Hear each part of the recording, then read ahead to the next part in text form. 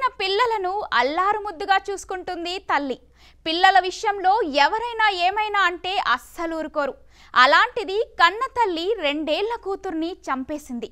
ఆపై ఆమె కూడా ఆత్మహత్య చేసుకుంది. ఆమెకు ఎలాంటి ఫ్యామిలీ సమస్యలు లేవు. కాకపోతే ఒక్కటే కారణం. అదేమిటి తెలుసుకోవాలని అనుకుంటున్నారా?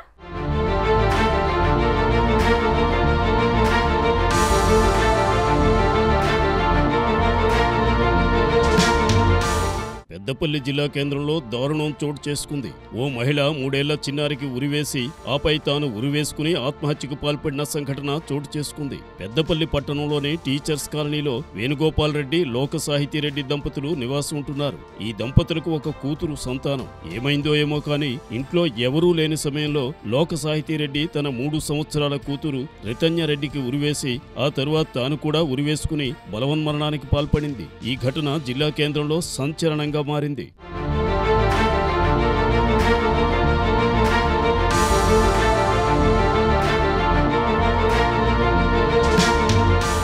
పెద్దపల్లి జిల్లా జూలపల్లి మండల కేంద్రానికి చెందిన వేణుగోపాల్ రెడ్డితో కరీంనగర్ జిల్లా విధిర గ్రామానికి చెందిన సాహితీకి 4 ఏళ్ల క్రితం వివాహం జరిగింది. వీరికి ఓ కూతురు సంతానం. మృతురాలి భర్త వేణుగోపాల్ రెడ్డి ఎల్ఐసిలో పనిచేస్తున్నాడని పోలీసులు తెలిపారు.